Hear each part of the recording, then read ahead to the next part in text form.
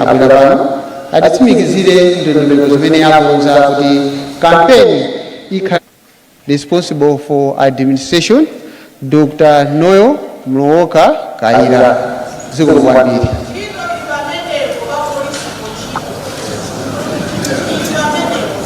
Ziko kwambiri.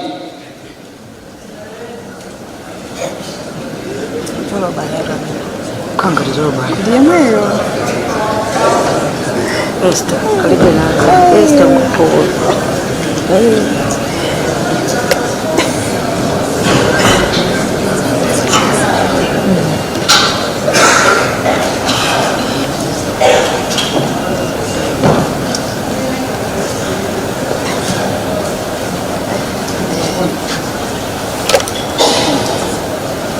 Poyamba ndiloleni kuti malo mwa Inspector General amene amayenekera kuti okha akhalepo ndikupanga presentation this morning, ndipereke moni waulemu komanso mwapadera sindikwanisa kutchula aliyense payekha. I guess CEO presented that on behalf, komabe in a special way the Malawi Commission Chair, Justice komanso ulemu kwa tonse amene tafika lero mmene tikupanga launch campaign ya chaka ya chisankho chimene chichitike posachedwa pa mwezi kandi mwezi umodzi ndi masiku kandi miyezi iwiri ikubwerayi, posachedwa pa 16 September 2025. Sindifuna kupanga comment, namva kuti pamenepo ndiye pamene pali ntchito. Komabe mutilole kuti ndipange presentation ifa cha nthawi ndi only 12 minutes yokuti ndilankhule, kena kano zinazo tikhala tikukambirana kutsogoloko mmene tikupita. Police ndi yanu, security ndi yanu. Ndiyambira mawu amene analankhula Kizito Tenthani kunena kuti ngati tingachite bwino ifeyo azipani eni yake azipani komanso ifeyo ngati Amalawi ngati tingachite bwino, anayankhula mawu kuti anzathu achitetezo tikhonza kuwachotsa ntchito. Komabe bana Tenthani pepa ndithu mdzikhalako mmantha kusatulichotsa ntchito yayi, kwa mnene kuti mwina tikhoza kuwachepetsera ntchito kuti tikhoza kumakapanga focus zina pamene ukusonse sikutani moti inu pamene mwakhalapo simuchita mantha basi tichotsa ntchito chabwino ziko kwambiri. So ngati tingachite bwino ndimafuna ndiyambire pamenepo, ngati tingachite bwino chisankho ndi chathu, tifuna kukaponya voti ndifeyo kuti tisankhe anthu amene tikuwafuna. Chimene tikumenyanirana ndi chiyani? Tikayankha funso limenelo tipeza kuti palibe chifukwa. Malawi ndi mmodzi, tonse ndife Amalawi, dziko lathu lokongola. Ndimakonda kunena mobwereza kuti ngati pali asset imodzi imene Malawi is popularly known for and imene mapangisaso dziko lathu kupita patsogolo ndi mtendere, kapena kuti peace, security and unity. Ndiloleni ndipitirize. So zimene zizi tikapitiriza zimene zimapangitsa aliyense kubwera kuti apange business komanso dziko lathu lipite patsogolo. Ndiye kwa lero mafuna ndingolankhula pa nkhani ya chisankho imene malingana ndi mmene ife ngati polisi takuonzekera kuti akonzeka motani komanso mophatikizana ndi anzathu amene timathandizana nawo nkhani za chitetezo. Polisi, internal security, komanso anzathu amene amathandiza kuti zochitika zokhudzana ndi chitetezo monga defense force, Malawi Prison Service, komanso mwina Malawi Immigration ndi ena amene amatengapo gawo. Command responsibility ndi yathu, sikulikana ndi yathu, ndipo ndi yathu ndithu, and we will make sure we execute that responsibility. Zimene tilankhule mwina ndi pang'ono komabe mongobwereza amene analankhula chair CMD komanso Tenthani tabwera pano chifukwa chonena kuti nkhani ya chisankho tikamakamba za democracy tingakambe za democracy osakamba za ma elections amene amachitika pafupi kwathu kuno tinasankha every 5 years kotero kuti panopo 5 years ichayipita kumapeto tikuyena kuti kampeni iyambike ikutsegulidwa lero. Ndiye ndikofunika, this is part of civic education, kuuzana kapena kuti kuphunzitsana kuti ifeyo mwa udindo wathu ngati achitetezo tidzagwira ntchito motani, komanso ntchito yathu tidzagwira ndi ndani, komanso pamene tikupita kutsogolo tidzapanga ziti kuonetsetsa kuti kuyambira process imene ikuchitika, of course inayambika kale registration, koma panopo kuyambira pa process ya kupanga campaign, zipani zizichita misonkhano yosiyanasiyana mpakana tsiku limene tidzakhala tikupita kokavota, tavota kenaka mpakana kulengeza post, tidzagwira bwanji ntchito kuonetsetsa kuti kwathu kunoko ku Malawi kukupitiriza kukhala bata ndi mtendere, komanso chisankho chayenda moti aliyense achivomereze kuti zonse zayenda bwino ndipo malizatsa wati kuvomerezana nawo. Mongobwereza ndidzipereke pano ngakhale anakuwa kumbuyoko kuti ife ngati achitetezo, ngati achitetezo ndife wokonzeka kuti tionetsetse, ndimvetsereni kuti tionetsetse kuti chisankho mmene tikuyamba campaign pali malamulo atiuza za code of conduct ndi malamulo amene alipo, Parliamentary, Presidential and Local Government Act, malamulo amene timapanga follow, tili ndi malamulo amene timapanga implement, enforce on daily basis. Koma mu nthawi inoyo ya campaign imene tikupita ku chisankho, in addition to malamulo amene tili nawo amene timamasudwa mandate kupanga enforce, pabweranso limene litsopano limene panopono tikuyenekera kuti tichilimike kuonetsetsa kuti tikulipanga enforce.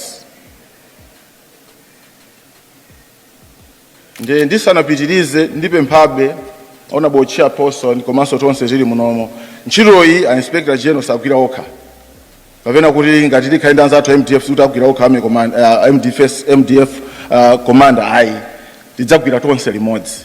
Koma kunoko ku police chifukwa zikachitika mudzayimba foni kwa inspector general kaya kundiyimbira ine olo kwa anduna, koma ndifunanso muone anthu amene mutakakhale nawo pa ground. Zikachitika pa ground ipo sizimangofikira kwa IG kwa anduna, koma zimafikira kwa anthu amene muli nawo, ma officers in charge. Kwathuko komene tikugwira ntchitoko ndikanakonda zangovuta kuti simunatiranire ma commissioners athu, ma regional commissioners. Zikanakhala bwino kwambiri ma regional commissioners iso akanakhala muti munomo kuti adzimvere mtolo kuti zikachitika tisanamtukwane wina aliyense, tisanaloze chala wina aliyense, timpeze amene tiyambire kumuloza. Ndiye honorable chairperson ndiloleni ma OC onse amene mwayitana from all the stations ayimirire. My officers in charge, I request all officers in charge, kukanakhala kotheka ngati mwina abwere kutsogolo kuti mwaone, so that when things are happening, kwathuko tidziwe woyamba kumuloza chala kuti lero tinali ndi msonkhano apa pachitika phokoso, officer in charge wakumenekoko anali kuti wapangapo chani, then idzibwerano kupita kwa commissioner, kenaka idzibwerano kuti kodi IG mwapangapo chani. Maosita tembenukani kumbuyo kosakuoneni. Simukuwaona? Simukuwaona? Okay, abwere patsogolo, it's very important. Abwere kutsogolo. My officers in charge bwerani kutsogolo. This is very important.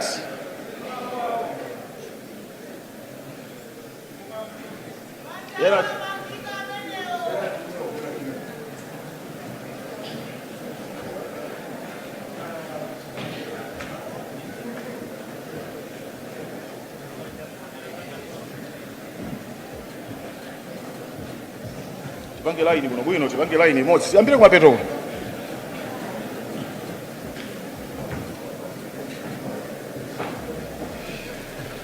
Tibire ndithuko. Izi ndapanga dala ndicho linga chonena kuti maosi musabisale anthu akuoneni. Osi lilongo pita nuko agulo pita nukumapeto. Osi nzuzu somkhale kutsogolo. Yes, my cities remaining makondo kazo chitika. So mabwana nonse honorable chairperson, I want to say in terms of safety and security is dependent on the team we manage to work for. They don't see money you want. You want to all see one that you bala. I think that you should have done that before. Bala, like Peter, for first point of contact, I will see how to do it.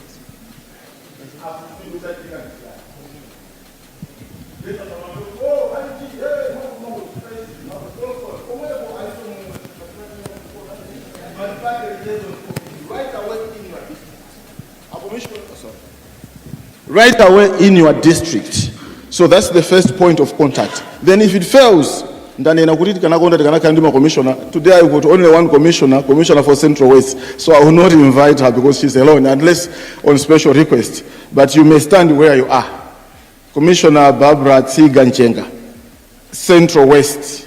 So, but the rest are not here. Next time, let's remember to do that. So this is the starting point, the point of contact. If there's anything before it comes to us, these guys must be able to answer and account for what has happened. I guess I'm clear on that one. Thank you so much.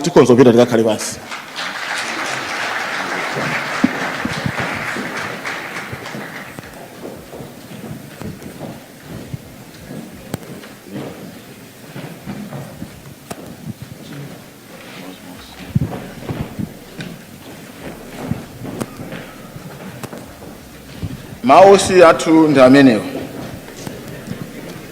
Ya ima kwa nthawi timayenekera wina wake timuyike ndithu pampeni pampapa. So ndamenewo, when there's something, let's make sure we contact them and let's make sure they do the right thing for our people. Right, so next slide. Next slide. Right, so mwanchito yathu nthawi zonse ndikamayenda ndimakonda kuyenda ndi Police Act mmene anatiuza mandate yathu ntchito zathu nzotani. Komabe mmene ndafotokozera kuti kuphatikizapo pa ntchito zimene tili mandate mwathu mu nthawi ya chisankho tapatsidwanso responsibility ina yopanga implement Presidential Parliamentary and Local Government Act to make sure kuti chisankho chiyende mwamtendere. Kotero kuti mmene tikupanga zimene tizayesetsa mogwirizana ndi anzathu amene tikugwira ntchito kuti milandu inanso isachitike. Koma ikachitika yokhudzana ndi chisankho tidzamanga ndi kuwapanga prosecute malingana ndi malamulo okhudzana ndi chisankho. Tidzamanga mokhudzana ndi malamulo a chisankho. Ndi udindo wathu kupanga protect maufulu a wanthu. Mmene tikupita ku chisankho ndi udindo wathu, tonsefe timalondola constitution ndi udindo wathu kuti tipange protect maufulu a wanthu ndipo tidzayesesa kupanga chimene chichi. Next slide.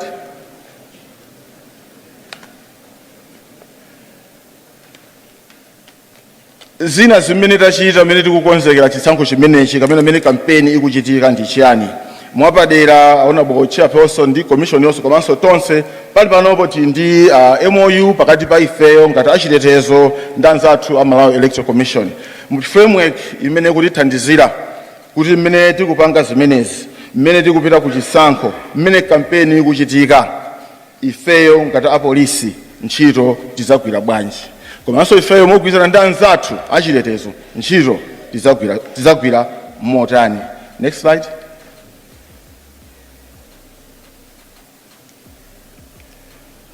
Ndinafotokoza koyambirira kuti chisankho chikhale credible, fair, komanso chivomerezeke ndi nkhani yonena kuti tikuyenekera kutengapo gawo. Ndipo tiyesetsa kuti malamulo onse amene ali woyenera ifeyo tiatsatire ndi kuwapanga enforce komanso kuwapanga implement. Next slide.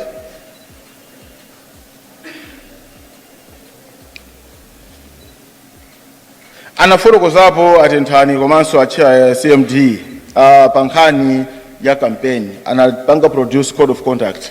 Nali ndika presentation on that one kutsogoloko komano I think we'll cut it because he has ably presented that. So I'll simply maybe ndi yankhala mwina pang'ono chabe fa cha nthawi komanso tikuyeneka kuti timalize. Mwazina tiyesesa kuti malamulo onse okhudzana ndi chisankho mu nthawi imeneyi atsatiridwe. Ndinabweresa milumuzana kutsogoloko njolinga chonera kuti mwaone kuti ngati sakutsatira malamulo a chisankho nthawi ya campaign komanso imene tipita ku chisankho tikuyenekera kuti afunse mafunso apange account kuti apangiranji zimenezo. tidzapitiriza kuteteza miyoyo ya anthu komanso katundu. Ndi ntchito yathu kuteteza miyoyo ya anthu ndi katundu wawo.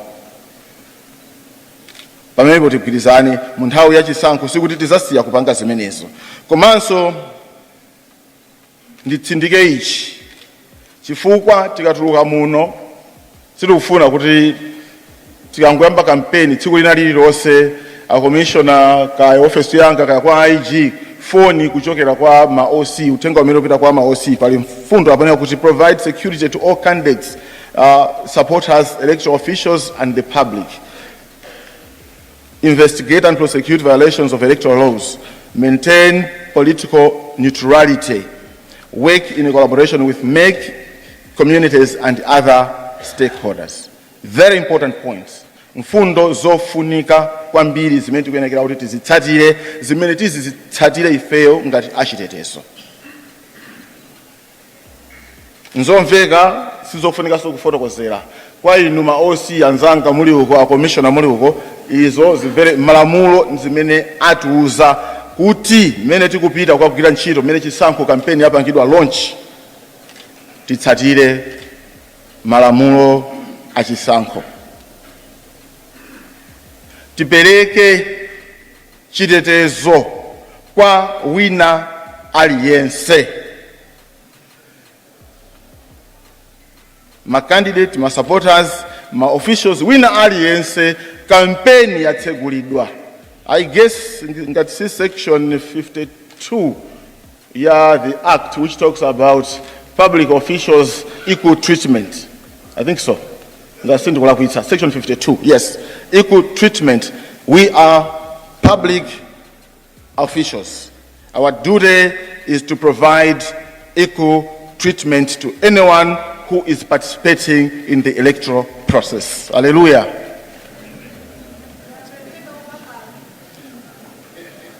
Ndafotokoza ndimene malamulo akunena ndachulaso section yake. So it won't be proper for somebody to be calling office of the Inspector General okuno ndidiso nkhano ndendi mafunsa. What are you asking? The Inspector General to say if we are under the Constitution, to say if we are here to enforce the law. As simple as that. Ndesi zoti wina dzika imba phone. Ayi, you know mu code of conduct malo amene ali osaloledwa kuchita kwa chani campaign. Koma abuka somewhere they want to do their campaign.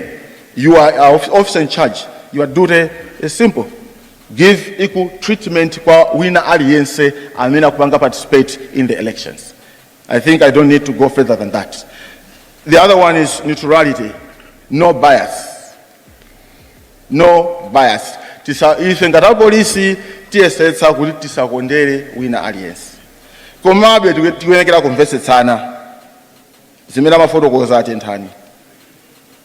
Kupanga book mwina miezi 6 consecutive weeks mala amodzi. Professionalism.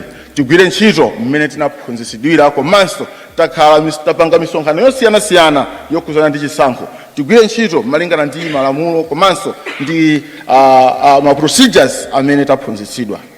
Accountability. Ndinafotokoza kuti hold amene sanachite bwino accountable kuyambira ku station. Yomaliza zero tolerance for political violence. Ngati security institutions tiyesetsa kupanga chothekera kuti kusakhale ziwawa. Ndipo iye amene apezeka kupanga ziwawa, ife ngati Apolice, neutrality, professionalism, we have to make sure we take them and let them answer before the courts of law. Koma tisaiwale mawu amene ananena atentani kunena kuti zimayamba ndi ifeyo. As political parties, what are we doing to make sure there is no violence? Why should we promote violence? Why?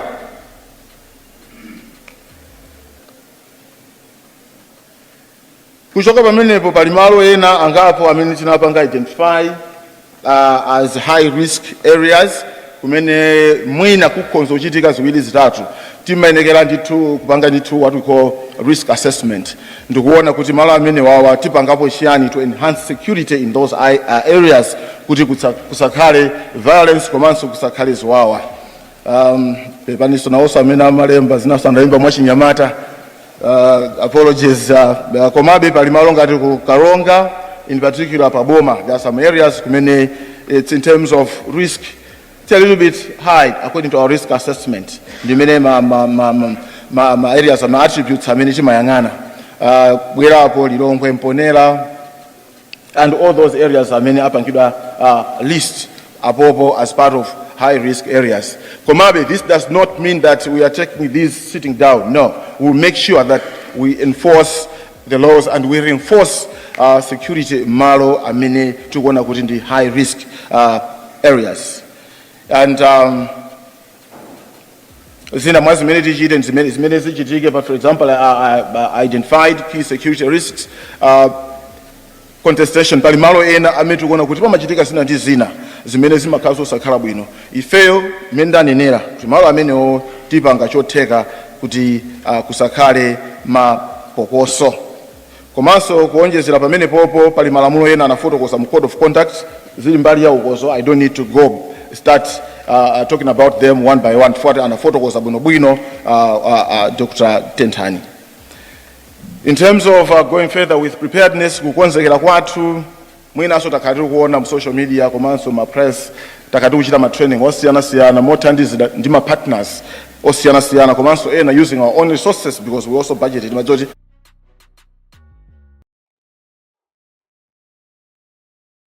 So preparation yakale.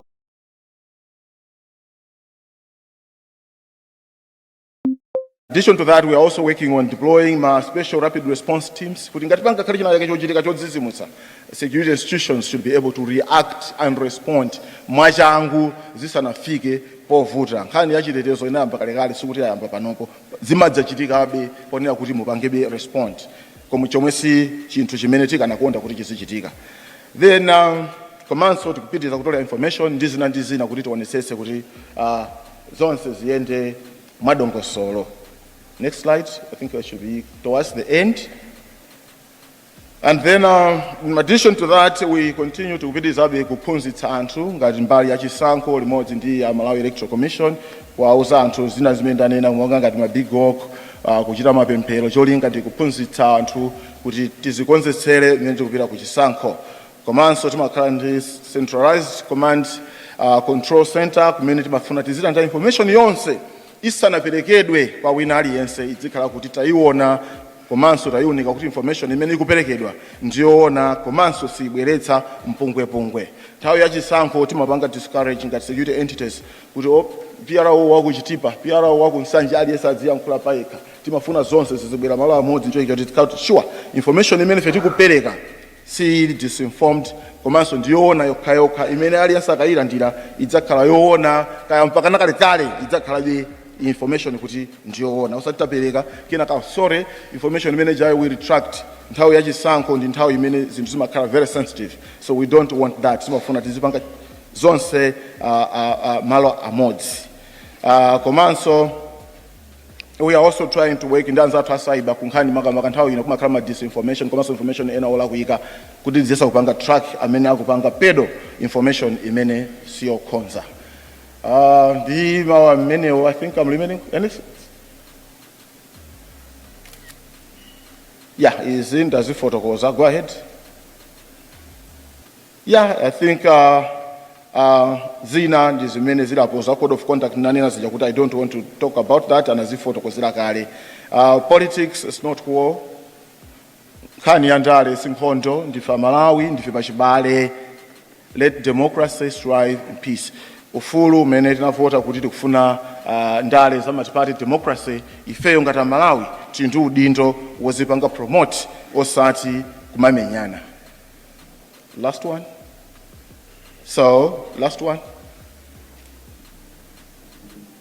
Ndi mawu amenewo honorable chairperson komanso tonse tafika muno olemekezeka onse zikomo kwambiri ife ngati Apolice ndife okonzeka kuchita chothekera kuti kampeni komanso mitopita ku chisankho zonse ziyende mwabata ndi mtendere. Zikomo kwambiri, Mulungu akudalitseni.